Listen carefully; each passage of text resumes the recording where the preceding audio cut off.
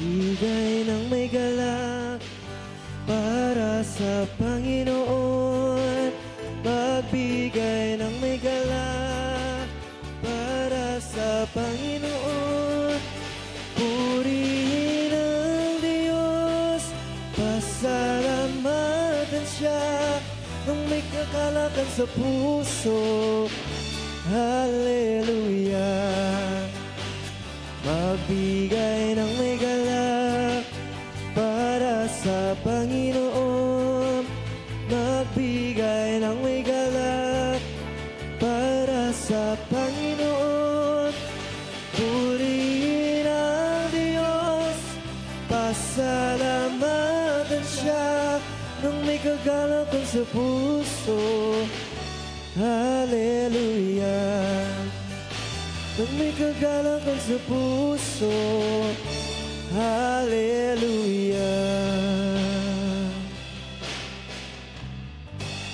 Amen. Minsan pa po, palakpakan tayo ping kaya katamang Diyos. Hallelujah. Let myself down to the bottom. There is no place to hide and no one can hold me. Praise the Lord. Purihan niyo po yung Diyos. Glory to God. So tight, hold me tight.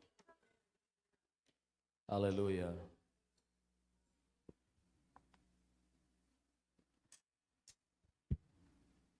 Ayan. Mga announcement po.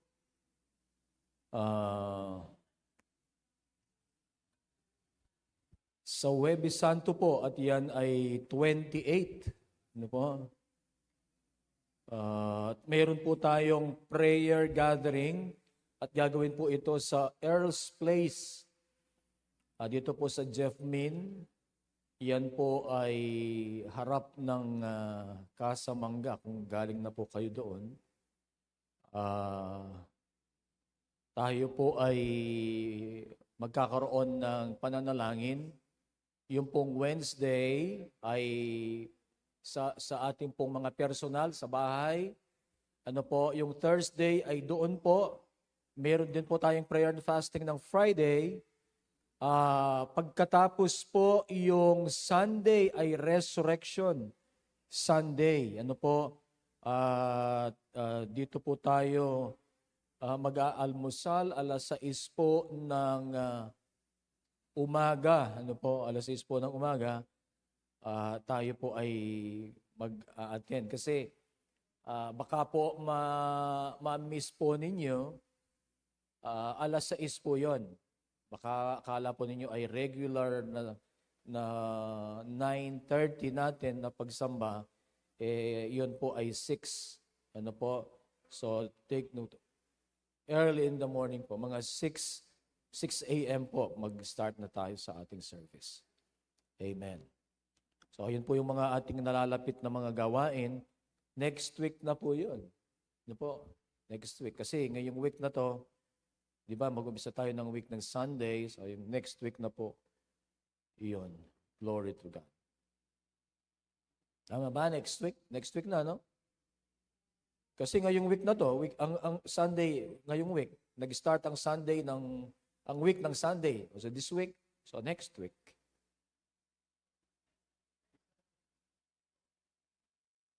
Yung Resurrection Sunday, sa next Sunday siya. Pero yung Thursday, next week siya. Next week siya, tama? Baka malito po kayo.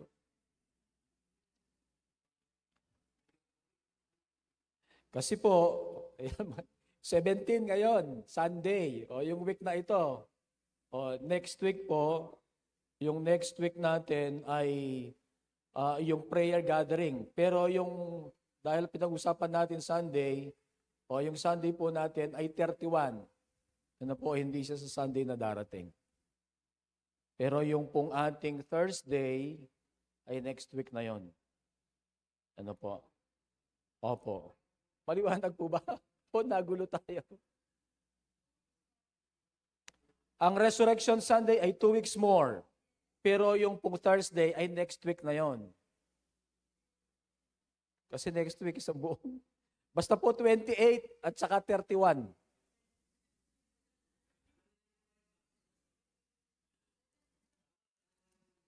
Tama yun, di ba? Next week, yung Thursday. Basta po 28 and 31. Okay. Maliwanag po yon. Glory to God. Kung meron po kayong mga Biblia, ay buksan po natin sa Luke chapter 22,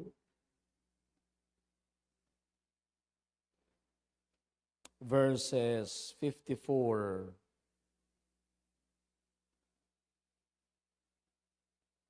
to 62. Higit yun po. Luke chapter 22, verses 54 up to 62. Magbabasa po ako sa New Living Translation.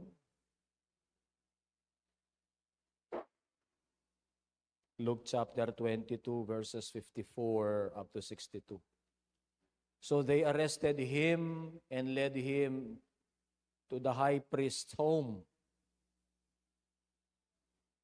And Peter followed at a distance. The guards lit a fire in the middle of the courtyard and sat around it, and Peter joined them there.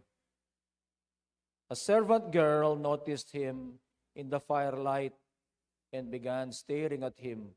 Finally, she said, "This man was one of Jesus' followers." But Peter denied it. "Woman," he said, "I don't even know him." After a while, someone else looked at him and said, "You must be one of them." "No, man, I'm not," Peter retorted. About an hour later, someone else insisted, "This must be one of them because he is a Galilean too." But Peter said, "Man, I don't know what you are talking about." And immediately, while he was still speaking, the rooster crowed. At that moment, the Lord turned and looked at Peter. Suddenly, the Lord's words flashed through Peter's mind. "Before the rooster crows tomorrow morning, you will deny 3 times that you even know me." And Peter left the courtyard weeping bitterly. Nalangin taon po, Ginoo, pasalamatan mi po ining pagkakataon na binyeyo po Ginoo paray kami. Sumambat, mamiya papuri, mamiya parangal, pamagdakila, kengke kayong banalalagyo. Anyawaran mi po, ingke kang pamani muna kay kami. Ing pamanantabi mo, ing presensya mo, ing kay kami anyawaran, kengke kami pong kalibugtan, Ginong Diyos. Magsalita ka, kapamilata na po, nining mensahe ngayon ni, karing bawat metong kay kami. Dalangin mi panamdaman mi kay kang presensya, ing kay kang pamagkalinga, ing kay kang lugod, ing kay kang pamagpatawad, ing malawak mong pamangunawa, Ginong Diyos, karing kaya kami pong pamagkulang. Salamat po. Ngayon pong aldo ngayon ni, lalapit miya po, Brother Lenin, ika po ing magpagaling kaya, Ginong Diyos, kayong maskit na pong atin niyang karamdaman, Lord, atin niya pong linto kayang katawan, din pong bulutong na Ginong Diyos, dalangin mi, Ginong, mabilis la pong milako, deni, Ginong Diyos, banta makalubya po kayong eskwela. In the name of Jesus Christ. Ning kay luluwat la po deni, Ginong Diyos, pero kami manyawad kami, Ginong Diyos, ngeni, pagalingan mi pong mabilis lang milako, deni, Ginong Diyos, in the name of Jesus Christ. Para gawa na po itang dapat ng gawa at obligasyon king eskwela. Ining mi itong estudyante, Ginong Diyos, Elena Hipolito, anyawaran mi po, ing kaya kang tagkil, kayang katawan, Lord, at niya pong may pili, Ginong Diyos, anyawaran mi, ing kaya kang kagalingan, Ginong Diyos, anyawaran mi po, Ginoo, ing sawop mo kaya, ing tagkil mo kayang katawan, maluwat niya pong makalumurin kayang eskwela. Ginong Diyos, anyawaran mi po, ing kaya kang healing and miracle, Ginong Diyos, kaya ni pong anak kayo ni, in the name of Jesus Christ. lalapit niya naman ni Sister Shannon pagulayan, mag-test siya pong kasalukuyan, keng let licensure examination for teachers, abayanan me po, Ginoong Diyos, pagpalan me po, dinan me kakayahan at kabiasnan. Bangka nita, Ginoong Diyos, din pong review na, ganakanala, Ginoong Diyos, at anyawaran me na mipasarya po kining examen ni Ginoong Diyos. In the name of Jesus Christ. And we also pray for everyone na maglet ngayon pong aldongay ni, Lord, dalangin mi po yung kaya kang saup karela, yung kaya kang inspirasyon, Ginoong Diyos, yung kaya kang saup, at yung kaya kang pagpapala, Ginoong Diyos, karing bawat metong karelo. Salamat po, uling pwede kayong maus, at tugunan mo yung kaya kaming haus, Ginoong Diyos. Salamat po. Ining kaya kaming panalangin, king lagyo na po ng Ginoming Jesucristo. Amen. Isa po sa pinakamasakit, one of the painful things that could ever happen in a man's life is when someone betrays you. Patsepeg ka na uluda ka. O kaya, they are working, kita pong kekang ikabagsak. O kaya, dineceive ka. Nepo.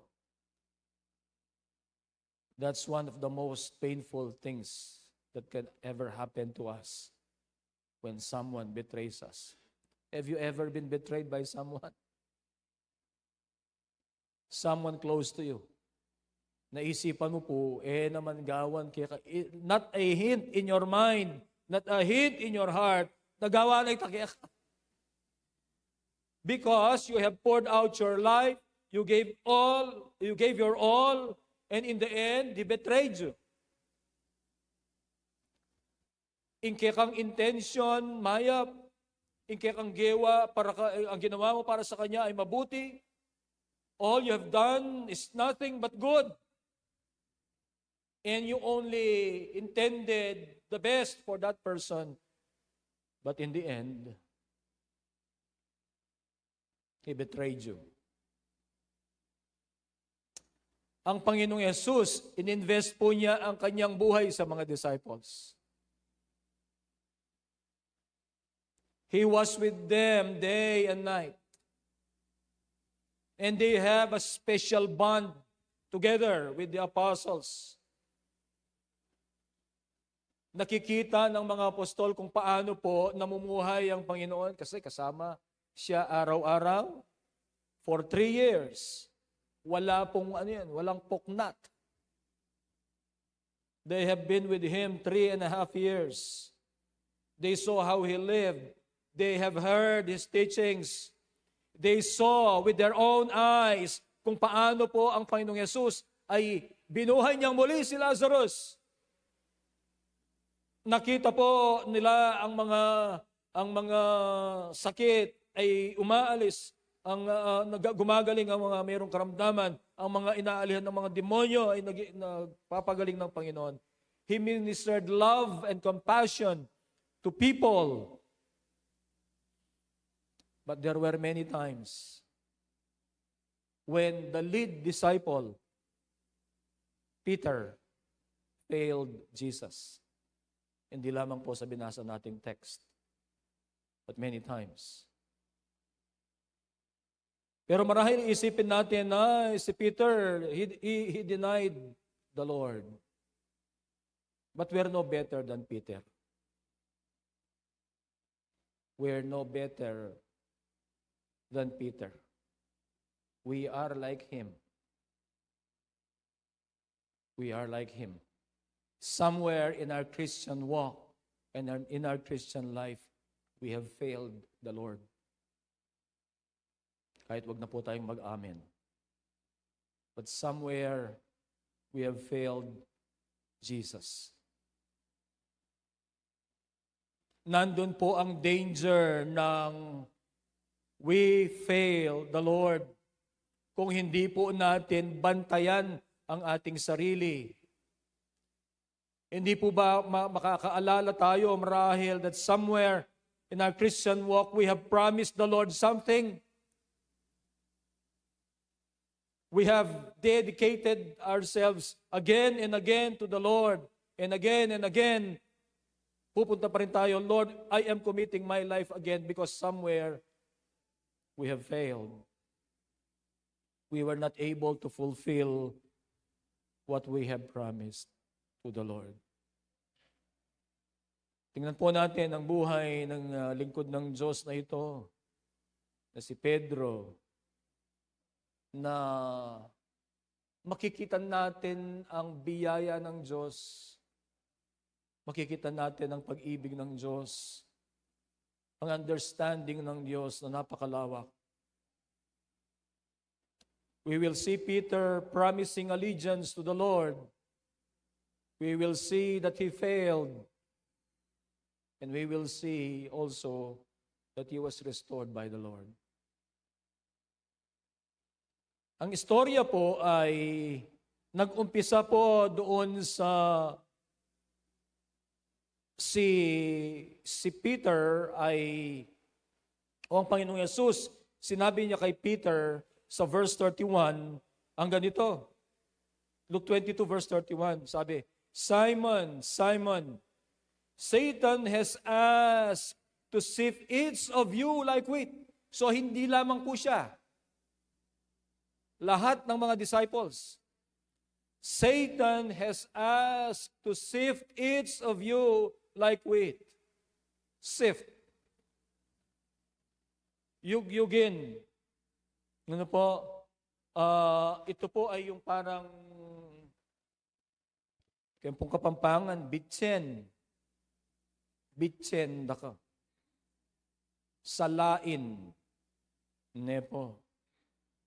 Pero si Peter, ang sabi po niya sa verse 33, Peter said, Lord, I am ready to go to prison with you. Dinakip o dadakpin. Marahil nararamdaman po nila yon. And even to die with you. What a promise. What a commitment to the Lord. Matindi ang kanyang sinabi, matindi ang kanyang commitment. Handa raw siya. Lord, I am ready to go to prison with you and even to die with you. But Jesus said, Peter, let me tell you something. I'm reading verse 34. Before the rooster crows tomorrow morning, you will deny 3 times that you even know me. Tapos, ang sinabi po ni Peter ay, yung kanyang commitment ay in-emphasize niya. Ano po? Tayo po, madalas, we declare allegiance to the Lord. At tama po yun. Tama na sabihin natin na mahal natin ang Panginoon. Tama na sabihin natin na committed tayo sa Panginoon. At ako'y naniniwala when we are saying that to the Lord, that is an honest declaration of our faith and our commitment to our God. We declare an undying commitment to Him. But let us always remember that our commitment and our faith in Jesus Christ will be tested. We will be tested in fire. Si Peter, ang kanya pong pananampalataya, ang kanyang binanggit na ito, hindi lamang ito, kundi ang mismong pananampalataya niya ay matitest dito po sa mangyayari sa ating Panginoong Jesucristo. Malalaman kung kanya bang pananampalataya sa Diyos ay totoo o hindi. At para sa kanya, doon sa the moment na sinasabi po niya ito, yun ay tapat sa kanyang puso. But as I have said, everything will be tested. Kapag nagkamali po tayo, kung kanino tayo magtitiwala, ay tayo ay mabibigo. Peter trusted in his own strength. Peter trusted in his own ability. Ang sabi po ng 1 Peter, siya pong nagsulat dito, 1 Peter chapter 1, verse 7, faith more than gold. Your faith, which is more precious than gold, will be tested. Babasahin ko po, 1 Peter chapter 1, verse 7. Ang sabi po ay ito, these trials will show that your faith is genuine. Trials, faith will show that our faith is genuine. It is being tested as fire, tests and purifies gold, though your faith is far more precious than mere gold. So hindi po ito parang comparison lang ng same level. Ang sabi po ni Peter, your faith more precious than gold.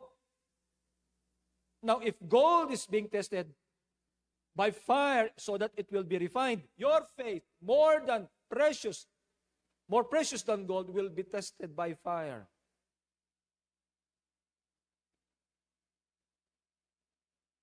His faith was tested. By the way, nung isulat po niya ang 1 Peter, tapos na po ang testing niya. Abraham's faith was tested. Ano ba ang mahalaga kay Abraham nung tinest ng Panginoon? Ang anak ba niya o ang pananampalataya niya sa Diyos? Si Job, ano ba ang mahalaga sa kanya? Ang kanyang kayamanan, yung kanyang tagumpay, yung kanyang mga magagandang anak at matatagumpay na anak. Na-test siya doon. Nawala po lahat ng iyon. Si Noah, matagal na nangangaral, walang nananampalataya. Imagine po, ikaw isang mangangaral, walang ibang 120 years kang nangangaral, walang convert. Sino pong mga sino lang nasama? 8.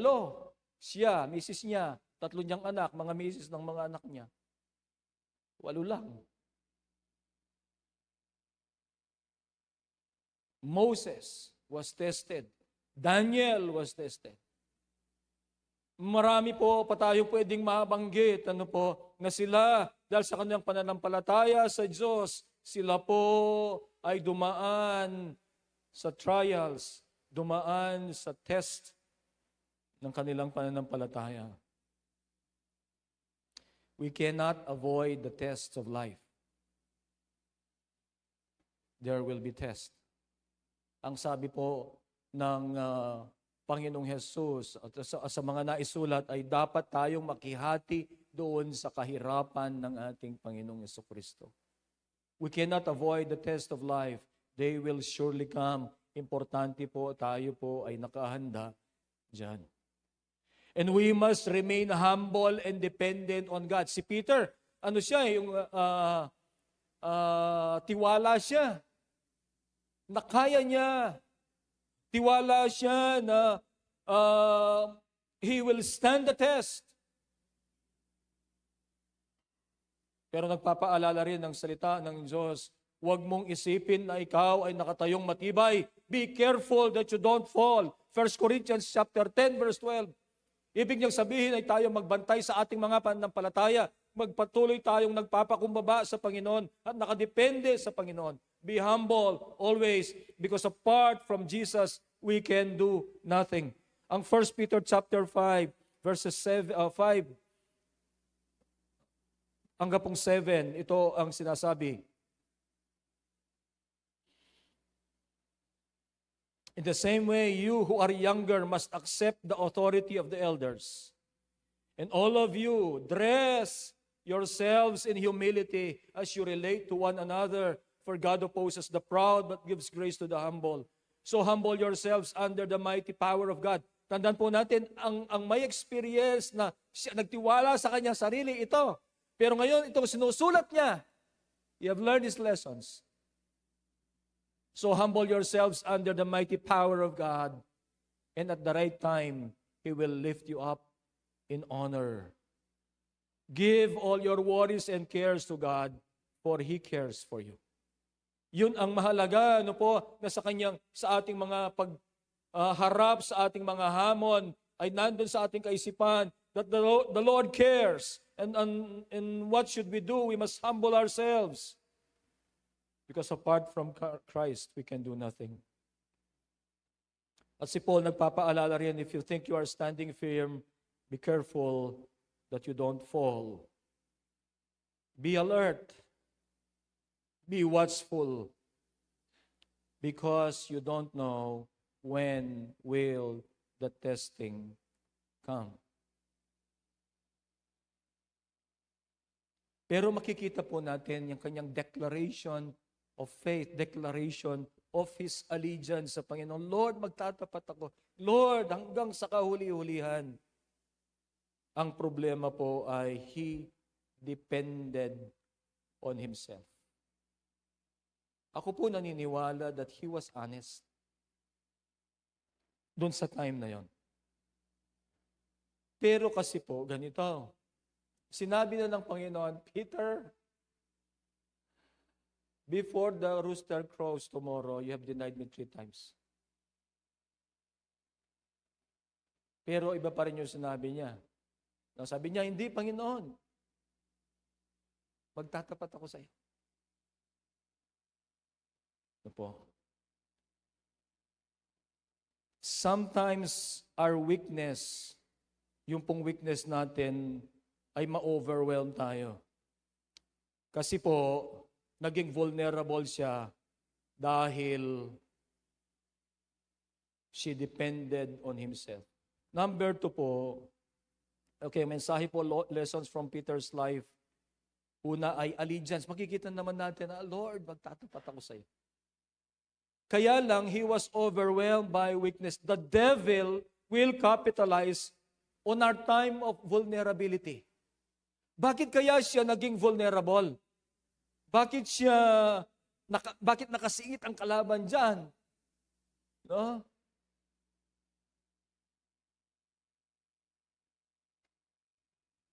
Bago po yan, ay sila po ay sinama sila ng Panginoon. Nandun po sila sa Gethsemane. Ang sabi ng Panginoon sa kanila kay Peter, James, and John, ang sabi niya, samahan niyo akong manalangin. Ang sabi po ng Biblia, ang layo ng Panginoon sa kanila is a throws away. Siguro, hindi naman gaanong malayo. Depende kung gaano kakalakas pag ano. Pero iyon po ay hindi gaanong kalayuan. They were throws away from the Lord. At sila po ang Panginoon ay nananalangin, pero sa bawat pagpunta po ng Panginoon sa kanila ay sila ay tulog.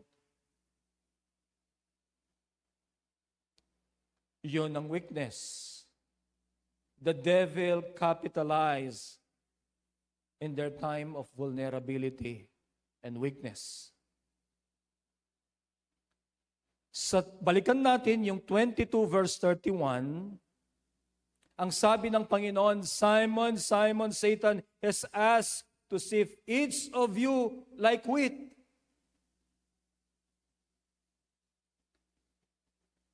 But I have pleaded in prayer for you, Simon, that your faith should not fail. So when you have repented and turned to me again, strengthen your brothers. Sinabi na ng Panginoon kung anong mangyayari. Pero si Peter, sinabi niya, I am ready to go to prison and even to die with you, Lord. Pero makikita po natin dito that the devil capitalizes doon po sa panahon na tayo ay mahina at kung sa panahon na tayo ay pwedeng atakihin, vulnerable. Peter's denial was a manifestation of human weakness and frailty. Ang Panginoon, balikan ko po yung sinasabi ko kanina, He instructed them to pray with Him. Sinama po niya para manalangin. Hindi po sinama para matulog. Sila.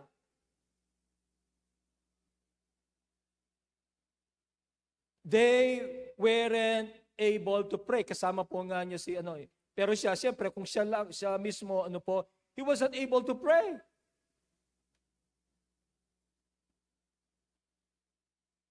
Bakit? They were exhausted. Pagod na pagod. Saan? Sa ministry. Pagod na pagod po sila. They were overwhelmed with exhaustion. Pero ang Panginoon, ano po, nagpe-pray siya. Ang sabi ng Panginoon sa kanila nung unang balik niya, sabi niya, can you not keep up with me even for just 1 hour? Can you not pray? But they were overwhelmed with exhaustion. Yung bang, siguro, yung hindi lang sila makapikit, makakatulog na. Siguro, tatawag pa lang our, oh God, makatulog na kagad. Di ba ganun tayo when we are exhausted? Sinabi ng Panginoon na siya po ay ibibetray and that He would be handed to authorities and be killed. Pero hindi ba ito nagsisink in sa kaisipan ni Peter and even maybe to the disciples? Kaya niya sinabi, diniklara niya boldly that he will be faithful and even give his life if needed for his Lord.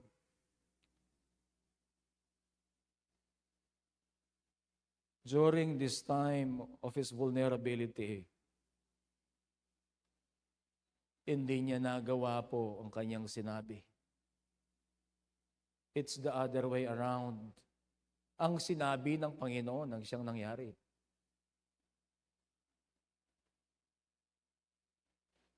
He denied his Lord 3 times. Basahin po natin, balikan natin yung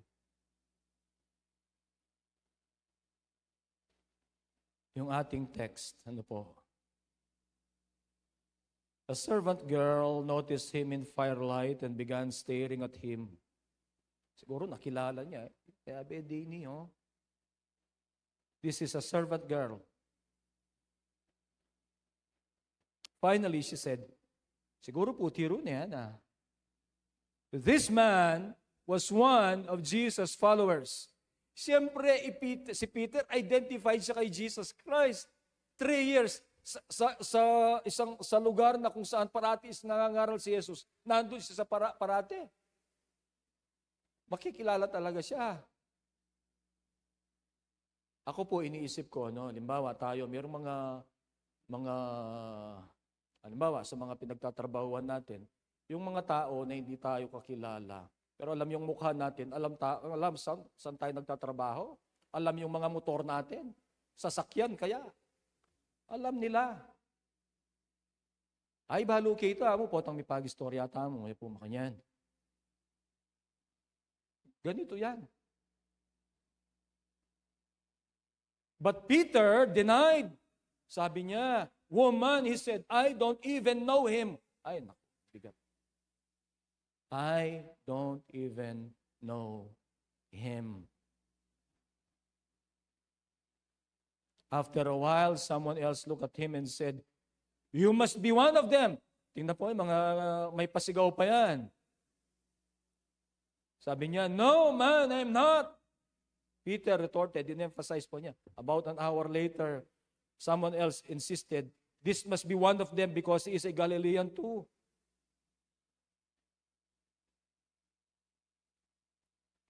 But Peter said, man, I don't know what you are talking about.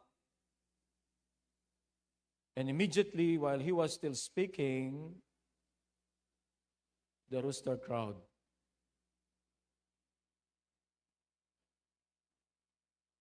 At that moment, the Lord turned. Hindi siya malayo sa Panginoon, kita ng mata. Marahil nandun ang Panginoon sinasaktan. At si Peter nandun.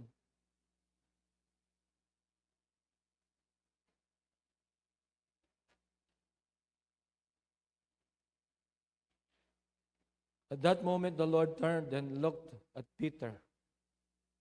Suddenly, the Lord's words flashed through Peter's mind. Nung tumingin ang Panginoon, pag ganyan po, kasi turned look, turned and looked. Ano kaya? Ganito kaya ang ginawa ng Panginoon? Sabi ko, nakiya kaya. Ganun kaya po yan. Yung tingin na yung sinasabi. Ano? Kung may kamali, kaya yung sinabi ko. Hindi yung tingin na. Yung para bang, hindi nagsasalita, pero parang sinasabi sa mata. O na ano yan eh. Yan yung totoo sinabi. Ganon kaya ang sinasabi ng Panginoon.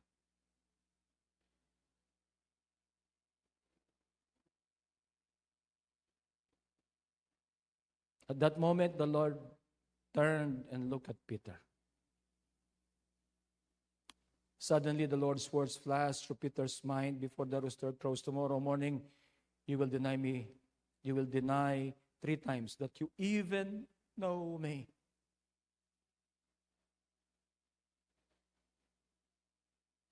And Peter left the courtyard weeping bitterly. I believe that when the Lord Jesus looked at him, Peter felt the love and compassion of Christ.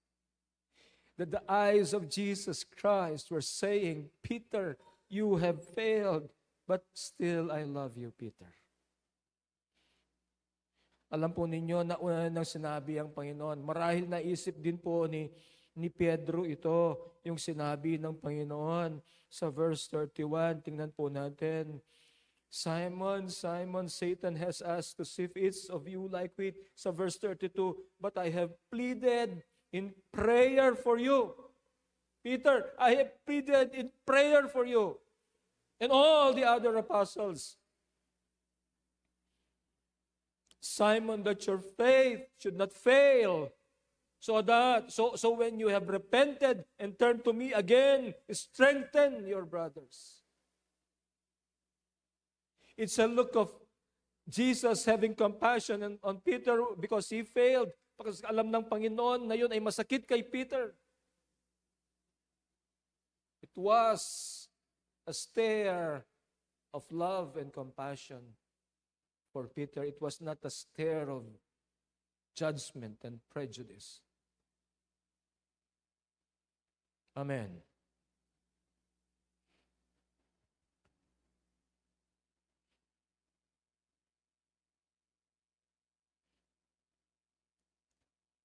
I believe that was the most bitter experience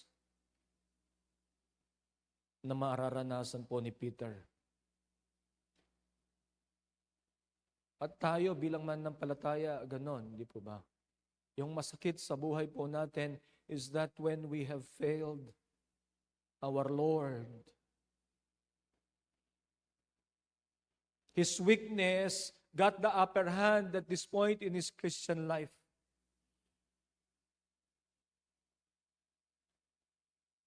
Masakit po ito. Masakit ito sa kanya. Ano po, that's why he wept bitterly. Paano niya dadalhin sa puso niya? Ano po, he denied the Lord. Alam niya, nakita niya ang pagministeryo ng Panginoon. Siya ang nagdeklara. Ang sabi niya, you are the Son of God. You are the Savior of the world. Ang sabi ng Panginoong Yesus sa kanya, ang nag-reveal sa kanya, ang nag-reveal sa iyo niyan ay hindi ang tao, ang nag-reveal sa iyo niyan ang Diyos.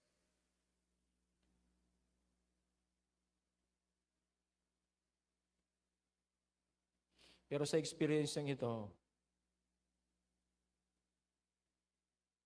lumabas siya, hindi niya makayanan marahil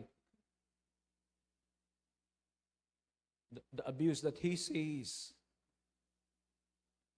na ginagawa sa Panginoong Jesus. Pero siya, bakit ganun ang nagawa niya? And that's why he wept bitterly. Siguro naisip niya, tagawa ako ito. Di po ba?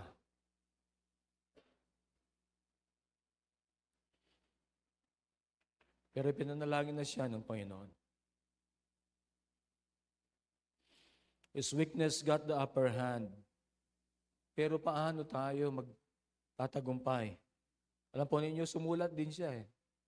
Ang sabi niya, dapat tayong tumayo sa ating pananampalataya, resist natin ang kalaban, tumayo tayo sa ating pananampalataya. First Peter, this is from a person na naranasan niya yung siya po ay mag-fail.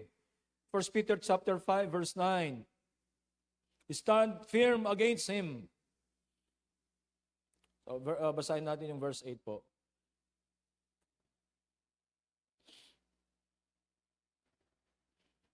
Verse 6 na siguro.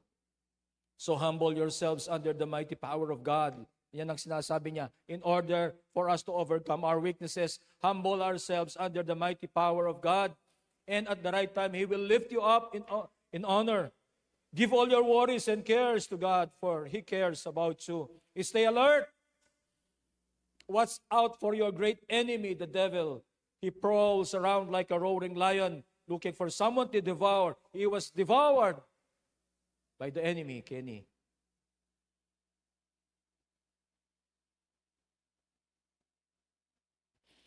Puti na lang, pinanalangin na siya ng Panginoon. Remember that your family of believers all over the world is going through the same kind of suffering you are. The same kind of suffering you are. How will we overcome our weakness? We pray. We submit to God. We humble ourselves. We resist the devil. We stand firm in our faith.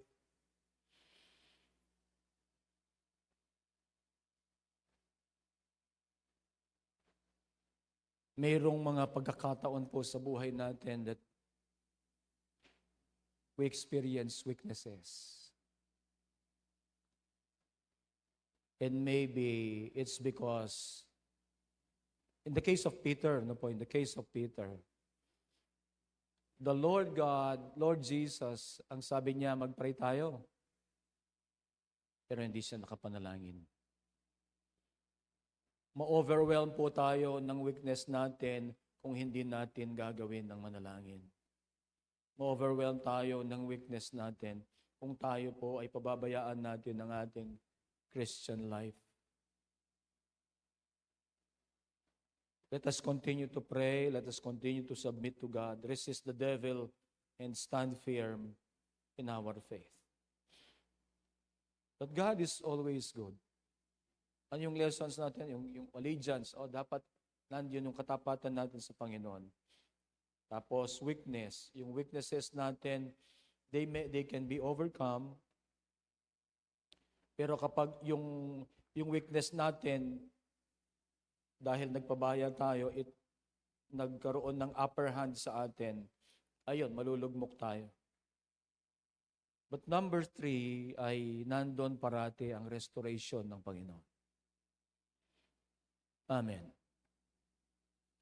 Maliwanag po dyan sa istoryang yan that Peter failed Jesus. He failed the Lord. At alam po niya ang seriousness po ng pangyayari.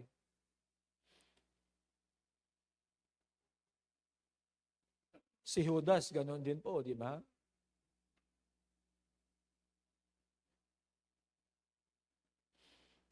Si Peter, nung mismong makita niya ang Panginoon, nagkita yung mata po nila, ay naramdaman na niya yung bigat, yung seriousness nung kanya pong ginawa. Ako'y naniniwala when he wept, that showed his repentance. Nagsisi kaagad. Ito po. Yes, he failed the Lord. At marahil, that was the lowest in his life. Lowest point in his life, especially sa kanyang spiritual life. Biruin mo po, naisip niya yung mga ginawa ng Panginoon para sa kanya. Naisip niya yung mga kamangha-manghang nakita niya sa ministeryo ng Panginoon at kasama po siya doon. At siya yung nagdeklara mismo na galing sa Diyos. Ano po? Na si Jesus yung tagapagligtas. Si Jesus siyang pinili ng Diyos upang sa kaligtasan ng mga tao. But he denied the Lord 3 times. Ang mabigat ay yung sinasabi niyang, galit pa siya. Hindi ko kakilala yan. Pamili, may katao kakilala yan. Kakilala yan.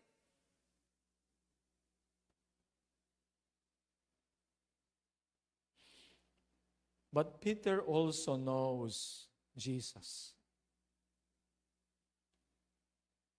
He knows him to be merciful. He knows him to be gracious. He knows him to be a forgiving God.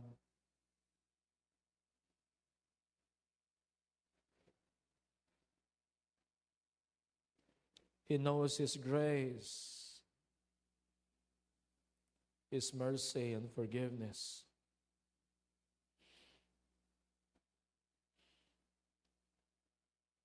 Balikan po natin ang isang istoryang ito sa John chapter 21.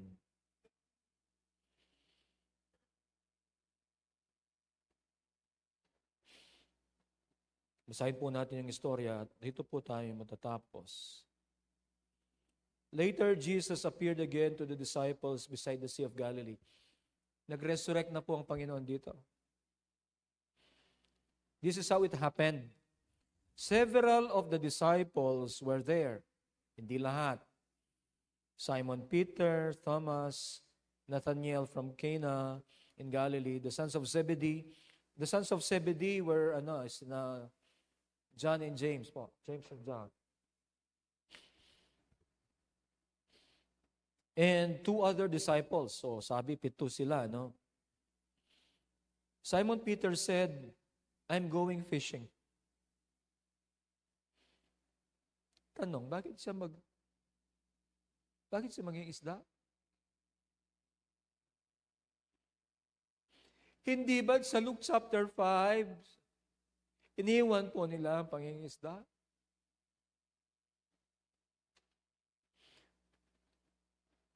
Si Jesus nag-resurrect na po dito. Doon sa Luke chapter 5, makikilala pa lang niya si Jesus Christ. Kung babalikan po natin ng Luke chapter 5, sila po ay walang nahuli sa buong magdamag. At nung sila po ay pauwi, they were mending the nets, ay sabi ng Panginoon, itsa muli ang lambat. At sabi po ng Biblia, they caught a large number of fish na hindi po nagkaasya doon po sa 2 bangka. Sa Luke chapter 5, John 21. Bakit sasabihin niya, I am going fishing? Hindi ba't sinabi ng Panginoon, pagkatapos po, anong matatapos po yung istorya doon, meron silang napakaraming huling isda sa Luke chapter 5. Ang sabi po ng Panginoon ay, follow me, and I will make you fishers of men. At ginawa po nila, tama? Kasama si James at saka si John. Sila ay sumunod sa Panginoon, ang sabi po, at iniwan nila ang kanilang bangka. At iniwan nila ang kanilang lambat. Bakit? Sasabihin niya po ngayon, I am going fishing. Will come too. Ang sabi po, kasama po si James at saka si John at saka yung 4 pa. Will come too, they all said. So they went out in the boat. The same story, but they caught nothing all night. They caught nothing all night. At dawn, Jesus was standing on the beach. But the disciples couldn't see who he was. He called out, fellows, Or tingnan ko po yung iba kung ano yung sinabi.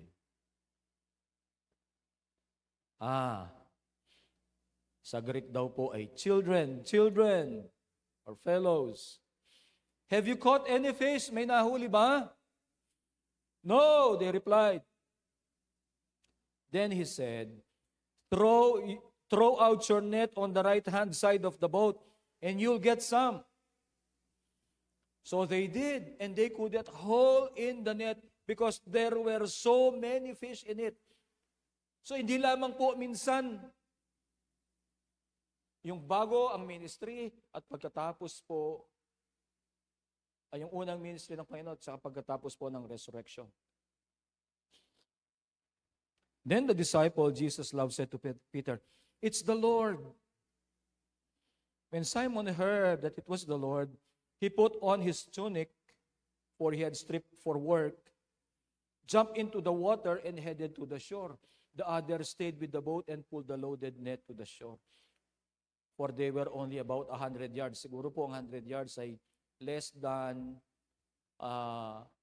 doon sa distansya ng bali 3 poste. Kung ito 50, tapos another 50 meters po yan. So ang yards ay mas maiksi ng konti sa meters. Ang yard ay mas maiksi ng konti sa meter. 1 yard, 1 meter. Yan po ay less than sa distansya ng 3 poste.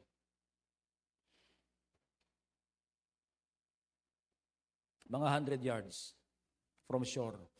When they got there, they found breakfast waiting for them. Fish cooking over a charcoal fire and some bread. Tinang makaprepare. Almusal. Bring some of the fish you've just caught, Jesus said. So Simon Peter went aboard and dragged the net to the shore. There were 153 large fish, and yet the net hadn't torn. 153. Hindi ko po alam kung may significance yan. I do not know. Pero sabihin na lang natin, tig-1 kilo po yan. Tig-1 kilo. Kasi sabi, large fish, malalaki yan. Mabigat din po yan. 153 kung tig-1 kilo. Sabihin na lang natin, tig-kakalahating kilo bawat isa. Mahigit ding 75, Mahigit. Now come and have some breakfast, Jesus said. None of the disciples dared to ask him, "Who are you?" They knew it was the Lord. Then Jesus served them the bread and fish. This was the 3rd time Jesus had appeared to his disciples since he had been raised from the dead. So maliwanag po, he was raised from the dead already. Ito na po. After breakfast, Jesus asked Simon Peter, "Simon, son of John, do you love me more than this?" "Yes, Lord," Peter replied, "You know that I love you." "Then feed my lambs," Jesus told him. Jesus repeated the question, "Simon, son of John, do you love me?" "Yes, Lord," Peter said, You know I love you." "Take care of my sheep," Jesus said. A 3rd time he asked him, "Simon, son of John, do you love me?" Peter was hurt that Jesus asked the question the 3rd time. He said, "Lord, you know everything. You know that I love you." Jesus said, "Then feed my sheep."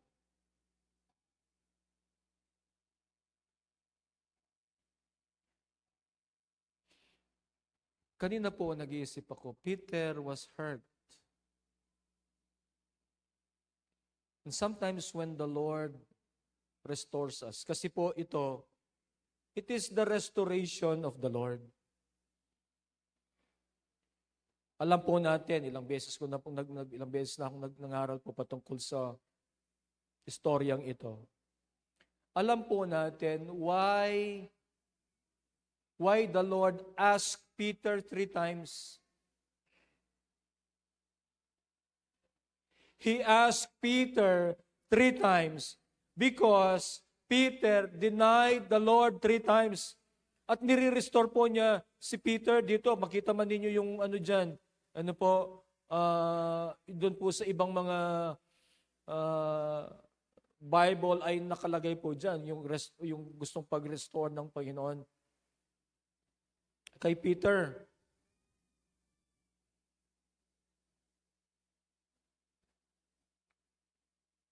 Peter turned around and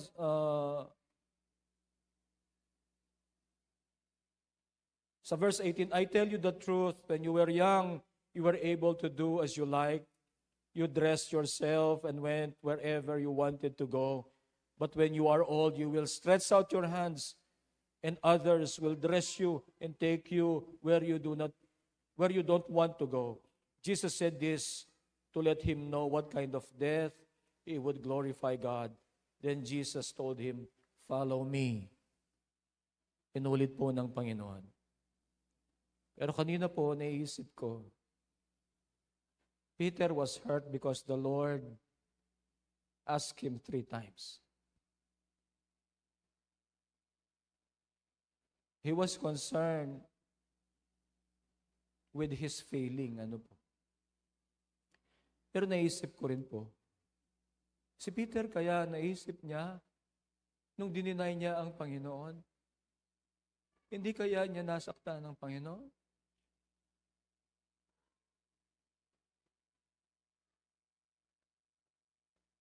And sometimes, tayo po, ang concern natin, yung damdamin natin.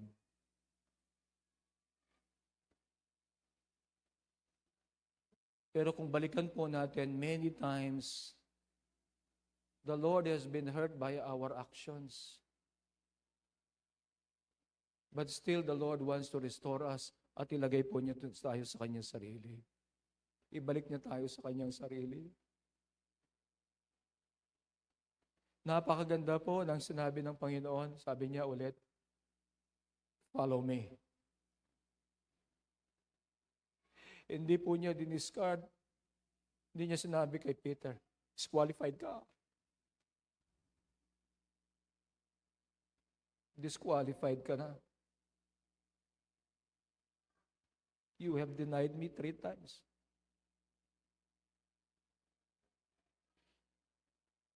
Pakadeklara mo pa mo. Mo ko lakwa. Disqualified na ka. Hindi po, sabi ng Panginoon, "Follow me." Hindi ba't yun din ang sinabi po ng Panginoon nung sila po ay sa Luke chapter 5, "Follow me, and I will make you fishers of men."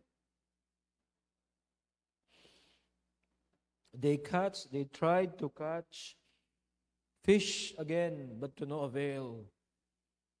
Why would they catch fish again? Tinawag nga sila ng Panginoon that they will catch men.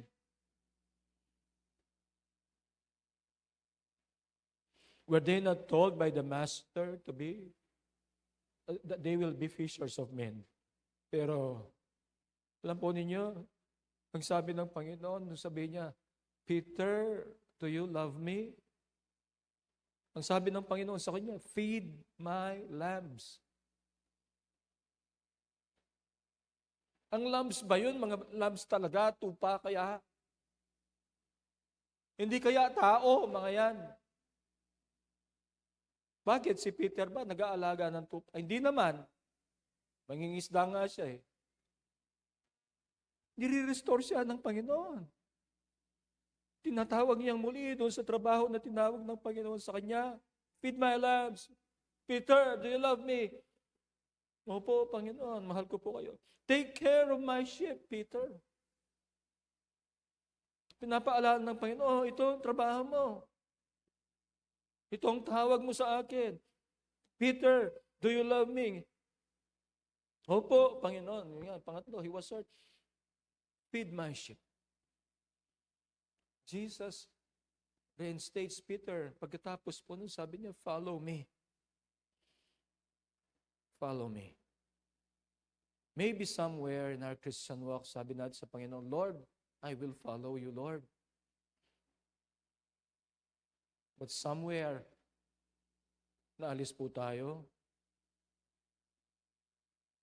Somewhere dun sa buhay po natin, kung ano na mga nang pangyayari sa buhay natin, na-overwhelm tayo ng mga weaknesses po natin.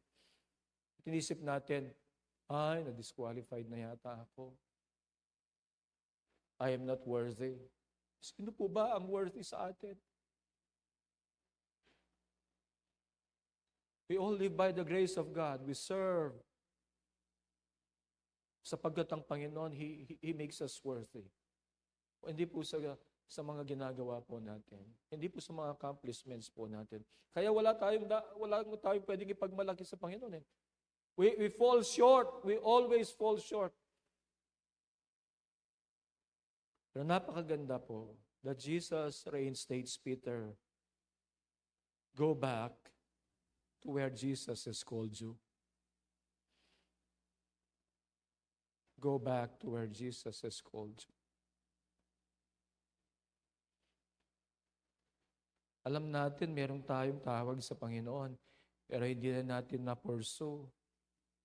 Baka ito po nagpapaalala sa atin, pinapaalala ng Panginoon, na magbalik tayo doon sa tawag niya. Pinabayaan na po natin ang tawag ng Panginoon.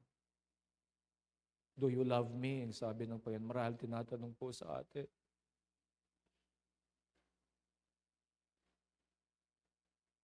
Go back to where Jesus has called you.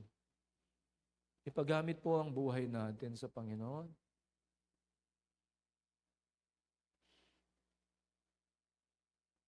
Pinag-pray na tayo ng Panginoon. Sa John chapter 17.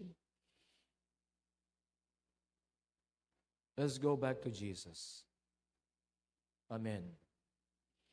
Let us go back to where He has called us. God is greater than our failure. We have failed. I have failed many times. But God is greater than my failure.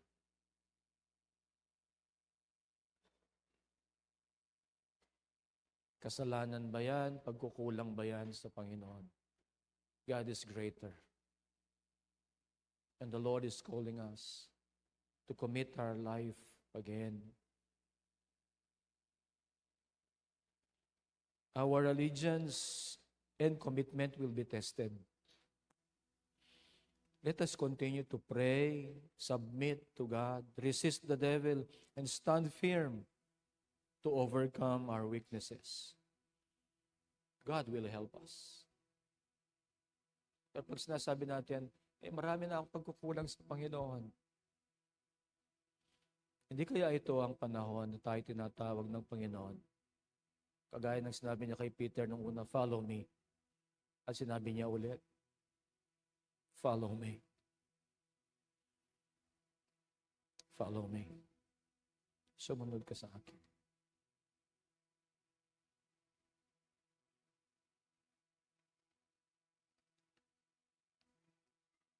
God's love and grace is greater than our failures.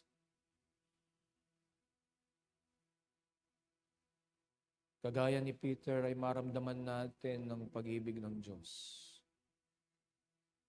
Kahit na nung panahon na nandun siya, katatapos niya na denied the Lord, and the Lord looked at him,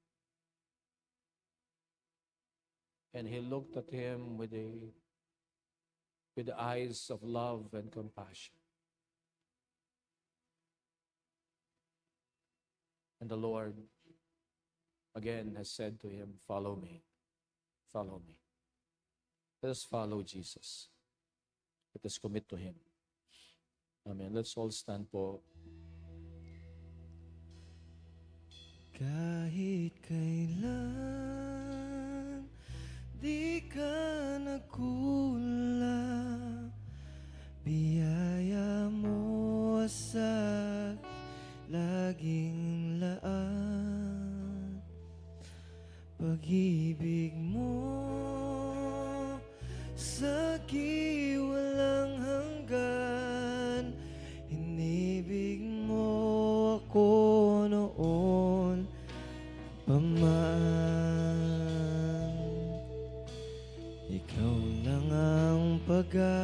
ako, tanging ikaw ang buhay ko, Jesus. Kahit ako'y nangangamba, basta ikaw ang kasama, panatag na. Kahit kailan, di ka nagkulang, biyaya mo sa laging laan. Pag-ibig mo sa walang hanggan, inibig mo ko noon pa man. Ikaw lang ang sasambahin, paligid man ay magdilim, Jesus. Kahit may suliranin man, ikaw ang awitan, ikaw lamang. Kahit kailan, di ka nagkulang, biyaya mo sa akin lagi laan. Pag-ibig mo sa walang hanggan, inibig mo ako noon pa man. Kahit kailan, O Diyos, ka nagkulang, biyaya mo sa akin laging laan. Pag-ibig mo sa walang hanggan, inibig mo ako noon, Mama. Panginoon, dakila ka, Panginoon, dakila ka, tapat sa dalangin ko. Ako'y inibig mo kahit ako ay ganito. Walang katapusan ang pagmamahal mo. Walang pinipili ang puso mo. Panginoon, dakila ka. Panginoon, dakila ka, tapat sa dalangin ko. Ako'y inibig mo kahit ako ay ganito. Walang katapusan ang pagmamahal mo. Walang pinipili ang puso mo. Kahit kailan, O Diyos, di ka nakulang, biyaya mo laging laan. Ang pag-ibig mo, oh Diyos, di walang hanggan. Inibig mo ako. Yes, Lord, hallelujah. Mama, kahit kailan, oh, di ka nagkulang, biyaya mo sa akin laging laan. Oh, ang pag-ibig mo sa akin walang hanggan, inibig mo ako noon pa man. Panginoon, dakila ka. Panginoon, dakila ka, tapat sa dalangin ko. Ako'y inibig mo kahit ako ay ganito. Walang katapusan ang pagmamahal mo. Walang pinipili ang puso. Panginoon, dakila ka. Panginoon dakila katapat sa dalangin ko. Ako'y inibig mo kahit ako ay ganito. Walang katapusan ang pagmamahal mo. Walang pinipili ang puso mo. Walang pinipili ang puso mo.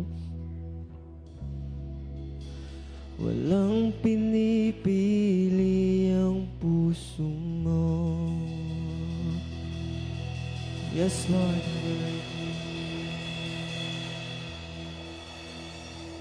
Pasalamat kami, Ginong Diyos.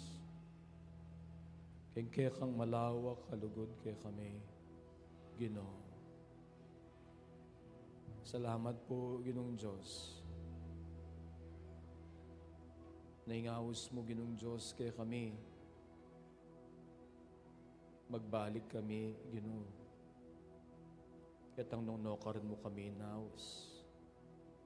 Nakit mi, Ginong Diyos, na mas malawak, Ginoo, iglugod mo.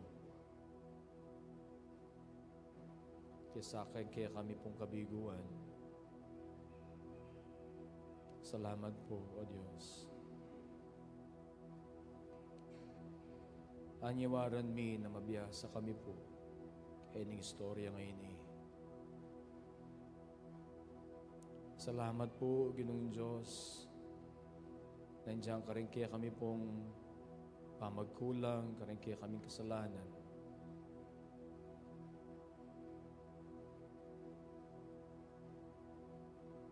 Inglugod mo at suya. Anyawaran mi, Ginong Diyos, na makapagbalik kami, Ginoo, nang maukaran mo kami inawas. Na Lord, ining kaya kang encouragement, kaya kang awas kaya kami, natuki kami, Ginong Diyos. Sana makatuki kami, Ginong Diyos, hanggang kayang katatawalyan, by your grace and by your mercy. Salamat po. Patnubayan mo kami, Lord, paratang pong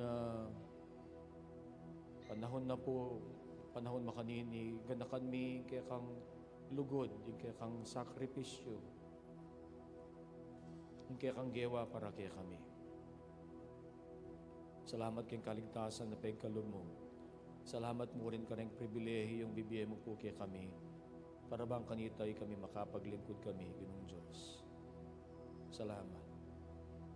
Salamat ikay mag-qualify kaya kami, Ginoo. Aliwarin kaya kaming kakayahan, kabyasnan, alwa ka rin kaya kaming gifts. Nung ika mismo, Ginong Diyos, ikay mag-qualify kaya kami. Salamat po. Salamat.